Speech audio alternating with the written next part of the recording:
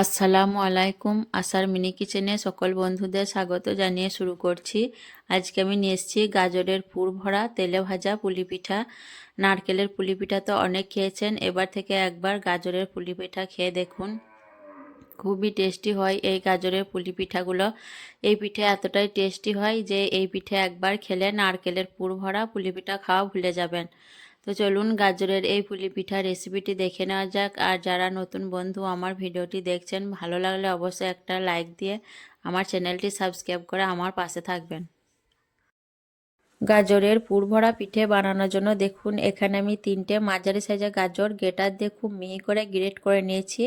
আর আমি পরিমাণ মতো গাজর এখানে নিয়ে নিয়েছি, আপনারা চাইলে বাড়িয়ে কমিয়ে নিতে পারেন। প্রথমে আমি খামিরটা বানিয়ে নেব, তার জন্য গ্যাস অন করে একটা কড়াই বসিয়ে দিয়েছি আর দিয়ে দিচ্ছি বাটি মেপে 1.5 বাটি পানি। যে বাটিতে আমি আটা নেব সেই বাটি মেপে পানিটা দিয়ে দিচ্ছি।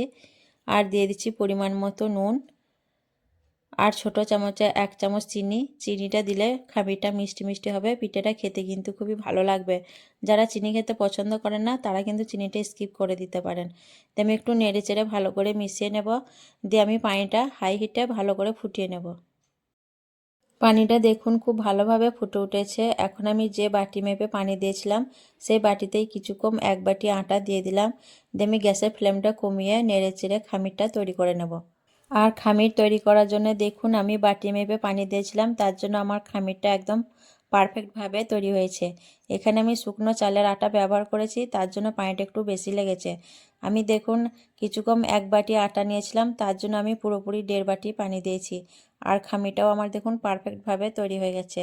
তো আপনারাও এইভাবে বাটি মেপে নিয়ে নেবেন, তাহলে দেখবেন খামিরটা খুব সুন্দরভাবে তৈরি হবে।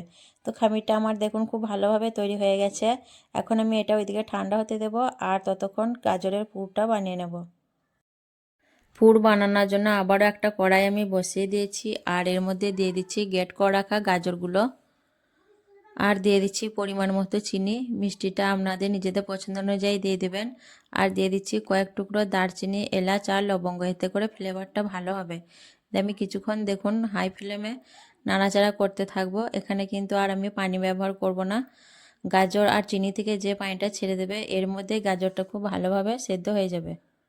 বেশ কিছুক্ষণ নাড়াচাড়া করার পর দেখুন গাজর থেকে অনেকটাই পানি ছেড়ে দিয়েছে।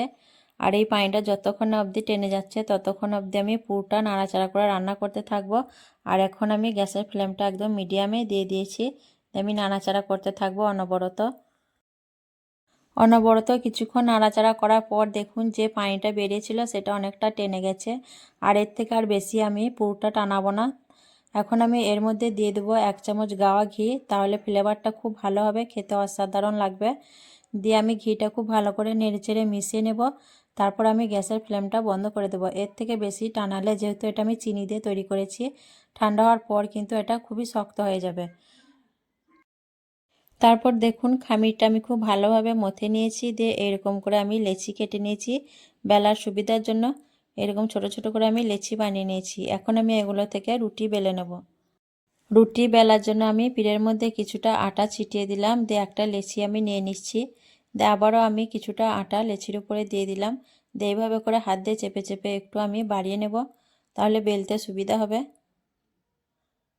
এইভাবে করে আমি লেচিটা বাড়িয়ে নেওয়ার পর দেখুন এখন আমি একটা রুটি বেলে নেব, বড় করে একটা রুটি বেলে নেব। তারপর দেখুন আমি বড় করে একটা রুটি বেলে নিয়েছি। আর রুটিটা দেখুন এরকম মোটা করে বেলেছি। রুটিটা কিন্তু খুব পাতলা করে বেলে নিলে হবে না, একটু মোটা করেই বেলেছি। তারপর দেখুন আমি একটা গ্লাস দিয়ে এভাবে করে লুচির মতো করে কেটে নেব, তাহলে সব পিঠেগুলি কিন্তু সমান হবে। দেখুন এইভাবে আমি সবগুলি কেটে নেব যটা হবে। তো আমি এইভাবে রুটিটা কেটে নিচ্ছি, তারপর আপনাদের দেখাবো কিভাবে আমি পিঠেগুলো তৈরি করব। রুটিগুলো কেটে নেওয়ার পর দেখুন এখানে আমি একটা রুটি নিয়ে নিলাম। দিয়ে গাজরের যে পুরটা তৈরি করে রেখেছিলাম সেটা আমি অল্প অল্প করে দিয়ে দিচ্ছি। আর গাজরের পুরটা আমি একটু বেশি করেই দেবো, তাহলে পিঠেটা কিন্তু খেতে খুবই ভালো লাগবে। যেহেতু ঘরেই বানাচ্ছি পিঠেটা, তার জন্য আমি পুরটা একটু বেশি করেই দেব। দেখুন পুরটা দেওয়ার পর আমি পিঠেটা দেখুন এইভাবে সাইড থেকে পাল্টে নিচ্ছি রুটিটা। দিয়ে দেখুন এইভাবে করে হাত দিয়ে আমি আঙুল দিয়ে চেপে চেপে রুটিটা বসিয়ে নেব। তাহলে খুব ভালোভাবে পিঠাটা সিল হয়ে যাবে, ভাজার সময় খুলে যাবার ভয় থাকবে না। এভাবে করে আঙুল দিয়ে বসিয়ে নেওয়ার পর দেখুন এখন আমি একটা কাঁটা চামচের সাহায্যে দেখুন সাইডগুলো এইভাবে করে আঙুল দিয়ে চেপে চেপে দেবো, তাহলে একটা ডিজাইন তৈরি হয়ে যাবে আর পিঠাটাও খুব ভালোভাবে সিল হয়ে যাবে। আর দেখতেও কিন্তু পিঠাটা ভালো লাগবে। দেখুন এইভাবে করে খুবই সহজভাবে তৈরি করে দেখিয়েছি। দেখুন দেখুন ডিজাইনটা আমার তৈরি হয়ে গেল আর দেখতেও ভালো লাগছে পিঠাটা, আর সিলটাও খুব ভালোভাবে হয়ে যাবে। দেখুন এইভাবে, দেখুন কতটা সুন্দর লাগছে দেখতে পিঠাটা। তো এইভাবে দেখুন আমি সব পিঠেগুলোই বানাবো। একইভাবে দেখুন আবারও একটা পিঠে আমি বানিয়ে আপনাদের দেখিয়ে দিচ্ছি। আর আমি বলবো যারা এইভাবে গাজরের পুর দিয়ে পুলি পিঠা তৈরি করে খাননি, অবশ্যই একবার খাওয়ার জন্য রিকোয়েস্ট করব। এতটাই টেস্টি হয় এই পিঠেটা যে নারকেলের পুর ভরা পিঠে খাওয়া ভুলে যাবেন। পিঠেগুলো যে এতটা টেস্ট হবে সেটা আমি নিজেও ভাবতে পারিনি। খুবই মজার হয়েছিল পিঠেগুলো। তো দেখুন এইভাবে আমি একই পদ্ধতিতে পিঠেগুলো বানিয়ে নিচ্ছি, আপনারাও এভাবে বানিয়ে নেবেন। আর বাকি পিঠেগুলো কিন্তু আমি এইভাবেই বানিয়ে নেব।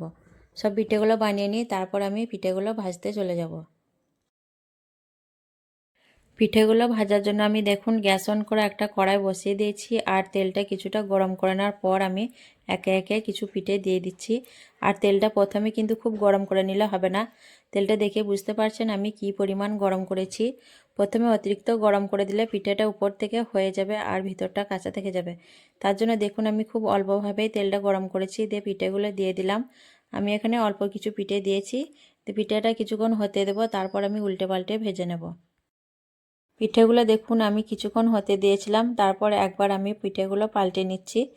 আর একবার পাল্টে নেওয়ার পর আবারও আমি কিছুক্ষণ হতে দেব, তারপর উল্টে পাল্টে বেশ মুচমুচে করে পিঠেগুলো আমি ভেজে নেব।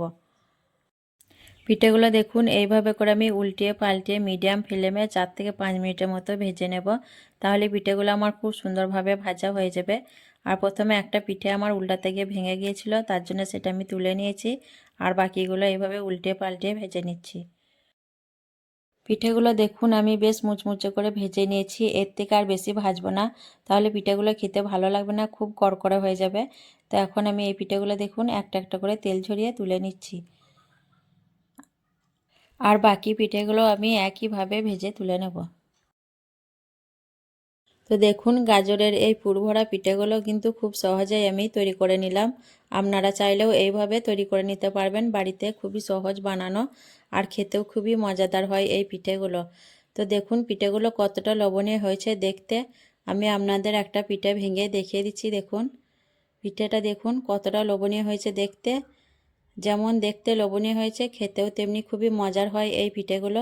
আপনারা কিন্তু অবশ্যই একবার এইভাবে বানিয়ে খেয়ে দেখবেন, খুবই মজার হয় এই পিঠেগুলো। তো আজকের এই গাজরের পুরভরা ভাজা পুলি পিঠা কেমন লেগেছে অবশ্যই কমেন্টে জানাবেন। ভালো লাগলে লাইক করবেন, শেয়ার করবেন আর আমার চ্যানেলটি সাবস্ক্রাইব করে আমার পাশে থাকবেন। আসবো আবারও অন্য কোনো রেসিপি নিয়ে। সকলে ভালো থাকবেন, সুস্থ থাকবেন। আল্লাহ হাফেজ।